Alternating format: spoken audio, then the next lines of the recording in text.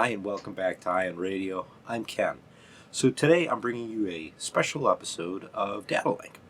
John and I were trying to decide what lists we were going to fly for 2021 in Armada, and we had an opportunity to have a conversation with another channel called IrishMadCat. So we had a little back and forth with James and decided to work out kind of a small collaboration effort where I was going to go up into his channel and build a list for one of our upcoming battle reports. So I was able to get some one-on-one time with him, and here is a sneak peek of what we discussed on MadCat Radio.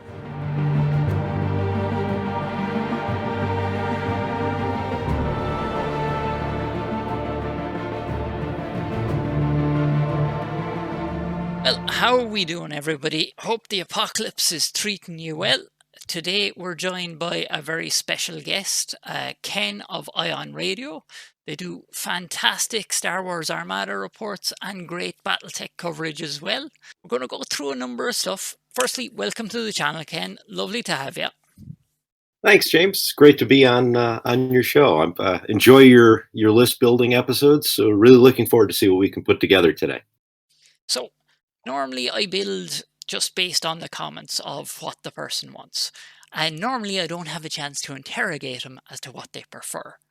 So the first question is, do we know roughly an idea what kind of commander John is bringing?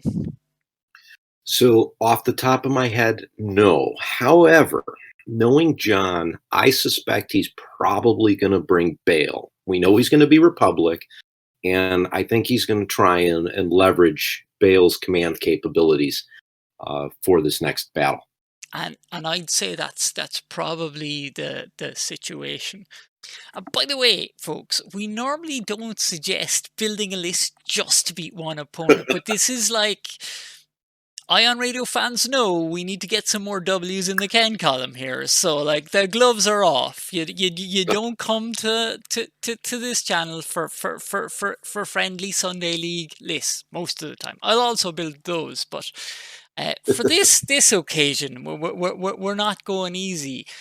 John has had enough wins so far.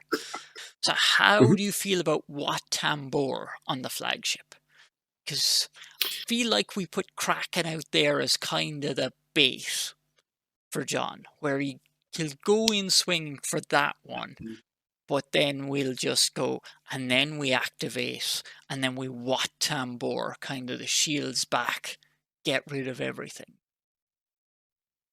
Yeah, actually, I was thinking that might be an interesting combination to really try and pull off.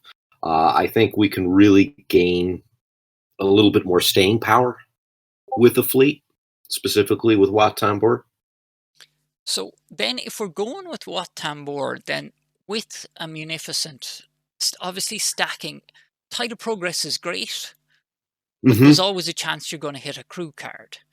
So if we stack it with potentially Tide of Progress and medical teams, so then sometimes you'll be able to go, oh, there's a rock. Oh, I don't care. I'm jumping straight on and it doesn't matter. Whatever I hit is being discarded straight away.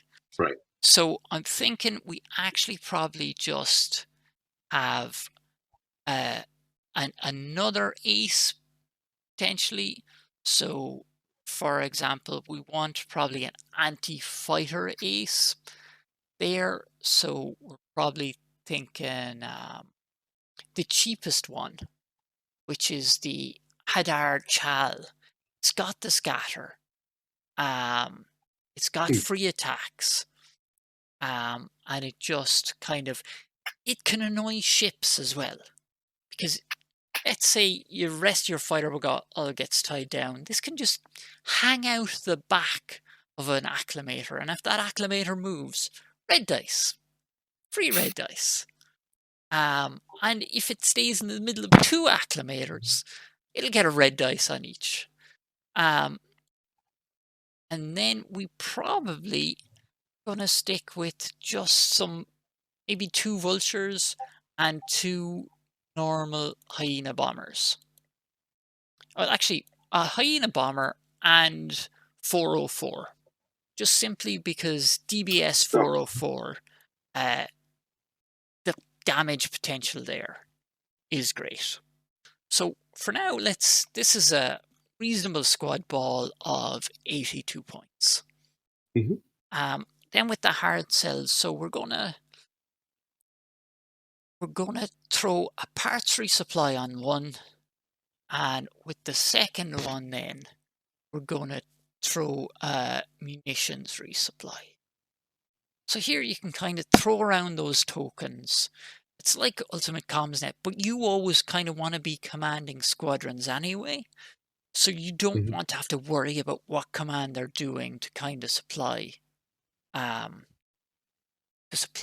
your Magnificent. And then I think we have enough room then for a comms frigate. So a Magnificent comms frigate. It won't have as much stand-up ability as the Star Frigate. It won't have the ECMs, but it's a cheap way of getting in Magnificent comms frigate and linked turbo laser turrets. One thing with this, it's kind of like we've got a medium ball. So we're gonna take a look at blue objectives first. Now, we're kind of how have you found using exocarts? And have you used infested fields and asteroid tactics much? So I have used those. I've also had them used against me to great effect. So. And how comfortable are you? Do you think if we put infested fields in, how comfortable do you feel like you can get value out of those exocarts to screw with this squadron ball? Well, if I place them right and keep my squadrons away from them, I think I could probably do a couple points worth of damage to some of John's squadrons, and then probably just keep them out of play for the most part in the second half of the game. That might be an interesting move. Yeah. So the hope would be that on the turn, when you've got them lured in, you can tie them down because they've got no intel to get away, and you put it in behind his squadron ball as soon as you're engaged, not touching your squadrons. So then he's forced to either squadron command, which, this is the thing, I think if he's trying to leverage Bale, he's probably going to be squadron commanding. Right. Because that's where you get the value. You can navigate with Bale. So it's a case of you hit them with the squadron ball, try and tie them up, and then you drop kind of the exocarts behind so that anything he doesn't activate gets activated by them. But it does give you the immediate points advantage. You can grab. So generally what you'll do with the setup is you'll put a debris field, he'll put a debris field, you'll put a debris field, he'll be forced to put an asteroid, and you'll put an asteroid on your side.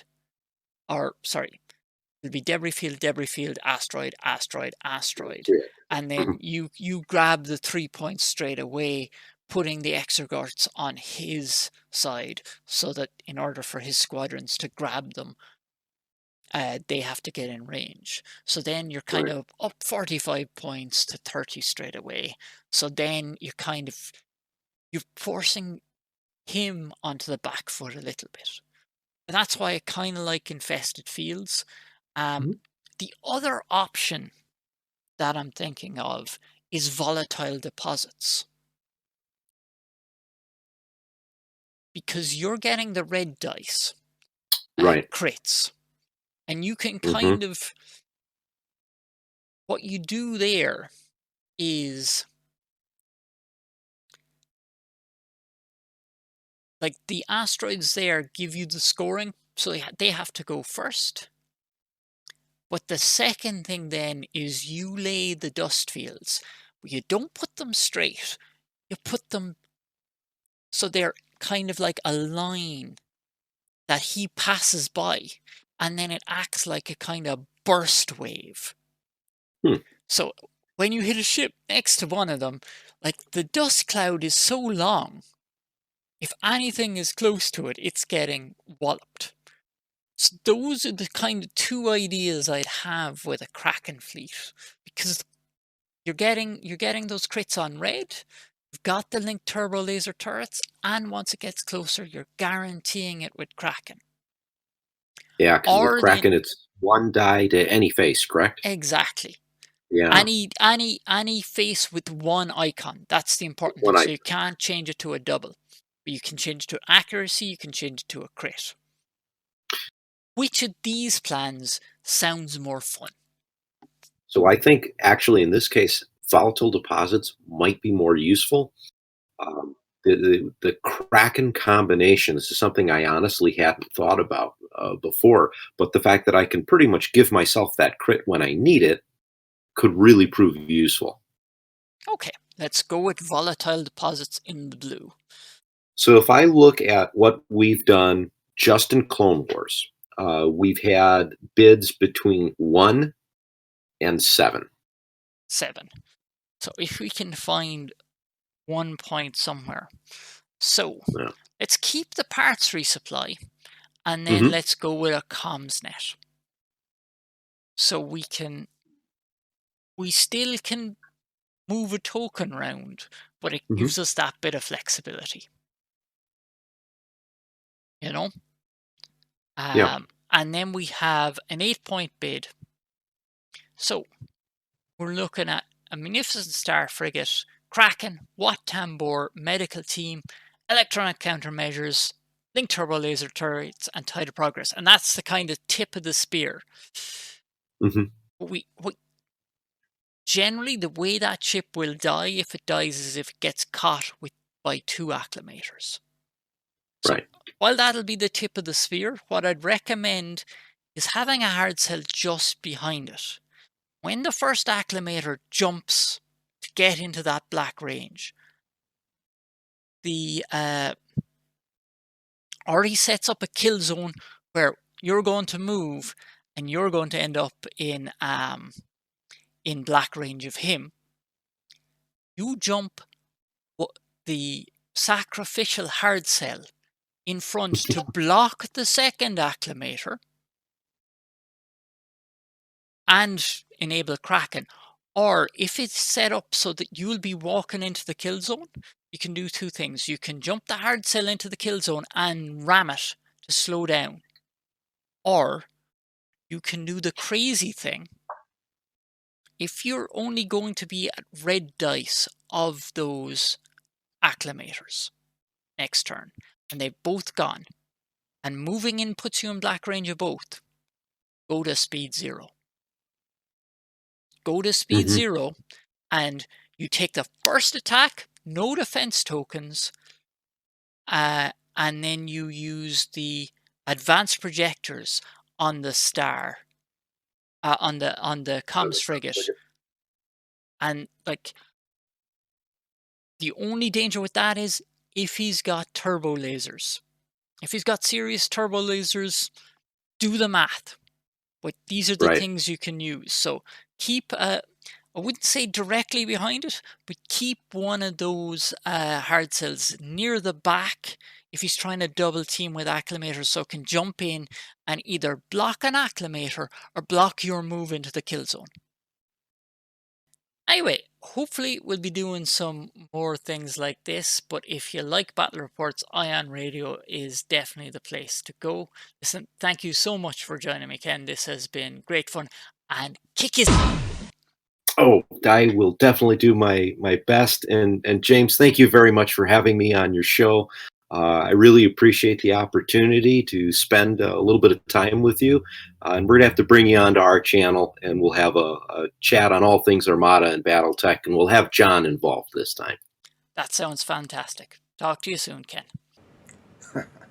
Well, there you have it, guys. A little sneak peek of my conversation with James from IrishMadCat. I had a lot of fun building that list with James, and I hope I can get an opportunity to use it with some great effect in the upcoming report, battle report with John. So you will be able to see the full list building episode over on his channel. There's a link in the description below. Channel's name is IrishMadCat. Go check it out. Full battle report that will feature this list will be coming out this Friday at 8 a.m. Central on our channel. As always, remember to like the video, subscribe to the channel, follow us on Facebook, Twitter, and Instagram, and if you like, you can come chat with us on our Discord. So until next time, I'm Ken, and you've been watching Ion Radio.